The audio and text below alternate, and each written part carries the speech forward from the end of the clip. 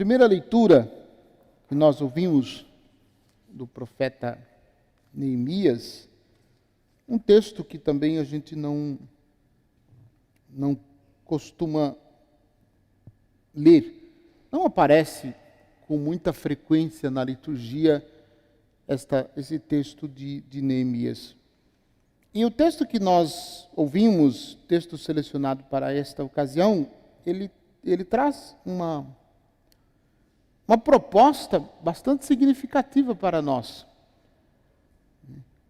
que é justamente a proposta da gente parar diante da palavra para escutar Deus. Versículos 1 e 2, eu vou repetir para a gente aprofundar. Naqueles dias, todo o povo se reuniu como um só homem, na praça que fica de frente da porta das águas, e pediu ao escriba Esdras que trouxesse o livro da lei de Moisés, que o Senhor havia prescrito a Israel. O sacerdote Esdras apresentou a lei diante da assembleia de homens e mulheres e de todos os que eram capazes de compreender. Eu acho significativo aqui duas expressões. Primeiro, todo o povo se reuniu diante da porta das águas, aqui descrita, todo o povo unido, como um só homem, para ouvir a lei, para ouvir aquilo que a lei falava. E o sacerdote Esdras leu o livro da lei. Esdras fez a leitura do livro desde o amanhecer até o meio-dia. E é impressionante porque diante da assembleia de homens e de mulheres e de todos os que eram capazes de compreender. Da parte da manhã, de manhãzinha, até o meio-dia. Ficaram ouvindo o sacerdote Esdras ler o livro da lei. É impressionante isso, porque hoje em dia, se a gente fica, se a missa passa de 1 hora, ou se a meditação do padre passa de 10 minutos, o povo já se incomoda. Imagine ficar de manhã até o meio-dia, ouvindo a palavra, escutando o que Deus tem a dizer, por meio da sua lei. Então isso é algo exigente, é algo que nós precisamos compreender. Nós celebramos no mês de setembro o mês da Bíblia. Hoje a igreja celebra, e o mês de setembro é justamente o mês da Bíblia, porque hoje, nesse dia, a igreja celebra o dia de São Jerônimo. Jerônimo é quem traduziu a Bíblia. O primeiro, entre aspas, tradutor da Bíblia. Ele traduziu do grego, do hebraico para o grego e do grego para o latim. E graças a essa tradução feita por São Jerônimo, que era uma espécie de secretário do Papa, graças a essa tradução é que hoje nós temos a Sagrada Escritura nas mãos, e que existem tantas outras traduções. E, inclusive, dentre elas, a tradução que Lutero fez, depois de 1517. Então, vejam que as novas traduções é depois dessa data. Antes não tinham. E então, por que estou citando isso? Porque a igreja, desde sempre, reconheceu o valor e a importância que a Sagrada Escritura deve ter na vida da gente. De modo que todas as atividades da igreja sempre foram pautadas pela Sagrada Escritura. Sempre pautado pela Sagrada Escritura. É de São Jerônimo aquela frase, que quem despreza a Escritura, despreza o próprio Cristo, despreza o próprio Deus. E aí, ouvindo essa leitura do livro de Neemias, nos faz perguntar. Primeiro, que importância a palavra de Deus tem na nossa vida? E que tempo nós dedicamos para a palavra de Deus? Hoje nós vivemos uma realidade muito triste, que o celular ocupa mais espaço na nossa vida do que essa Escritura.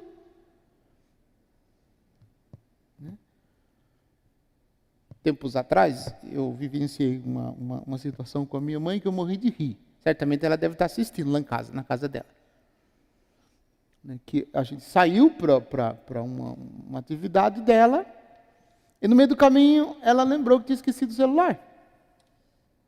A gente já estava saindo.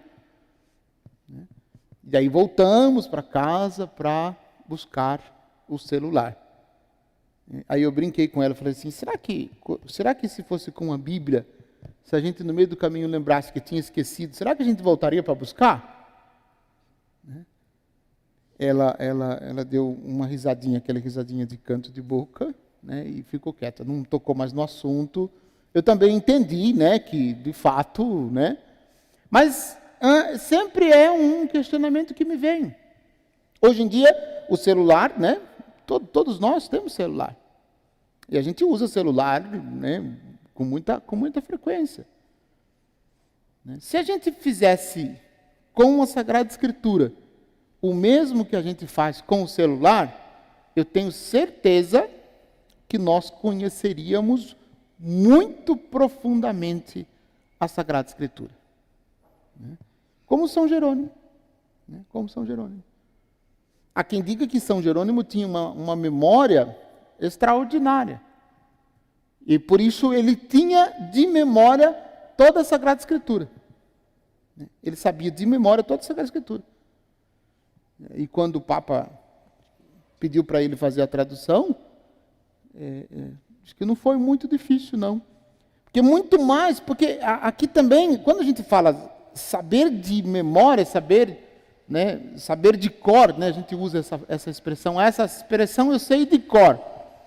O que significa isso? Às vezes a gente acha que saber de cor é saber de memória. Não. Saber de cor é porque está gravado no coração. E se a gente observa, as coisas que a gente guarda no coração, a gente não esquece. Pode observar, seja coisa boa ou coisa ruim.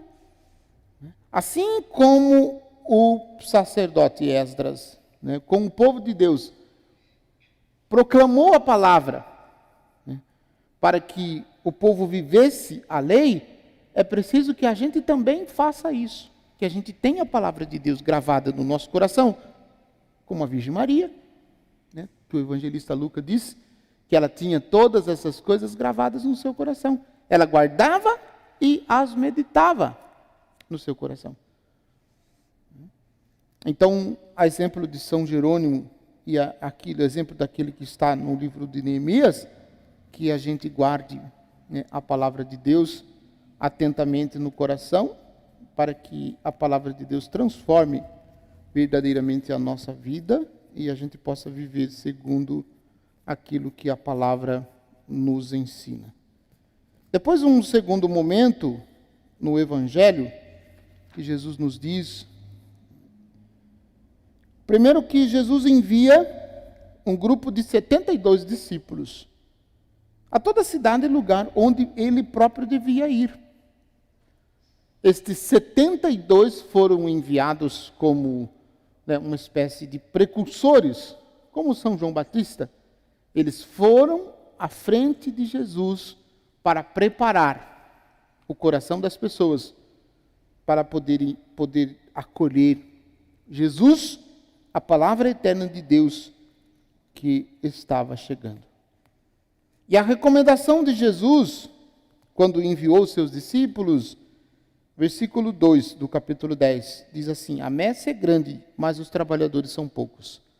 Por isso pedi ao dono da messe que mande trabalhadores para a colheita. Olha que desde Jesus que essa história se repete. A messe continua sendo grande, e os trabalhadores continuam sendo poucos. O Senhor continua chamando. O Senhor continua enviando seus discípulos para anunciarem o reino de Deus. E aí ele faz uma recomendação que aquele que é enviado deve ter um coração desprendido das coisas materiais. As recomendações chegam a ser chocantes, diz o Senhor. Não leveis bolsa, nem sacola, nem sandálias, e nem cumprimenteis ninguém pelo caminho.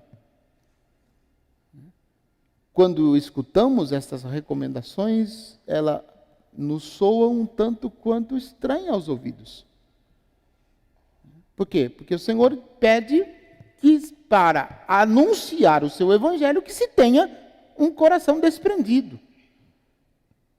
Que tenha o coração livre de todas as vãs preocupações deste mundo. E que confie na providência. Os que são enviados devem confiar na providência. Ele fala da paz, permanecei na casa que entrades, e dizei, o reino de Deus está próximo de vós. O reino de Deus está próximo de vós. E é impressionante essa expressão, porque aqui nesse contexto o reino de Deus é uma pessoa. Lucas está se referindo a Jesus. É Jesus, nesse contexto, o reino de Deus.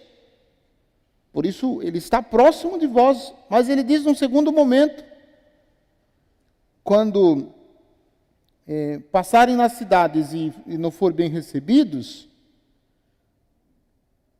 até a poeira de vossa cidade que se apegou aos nossos pés, sacudimos contra vós. No entanto, sabei que o reino de Deus está próximo. Notem que aparecem 2 vezes a expressão reino de Deus. Os discípulos, os missionários, devem anunciar, devem testemunhar, tornar presente o reino de Deus. Se porventura não quiserem ouvir, sacudir a poeira dos pés como protesto contra eles. E continuai anunciando o reino dos céus. E continuai anunciando o reino de Deus. Talvez a tentação que a gente enfrenta e que os missionários todos enfrentam é que ao anunciar o reino de Deus, todos ao escutar o anúncio se convertam. E talvez seja muitos de nós esperamos que isso aconteça. Não.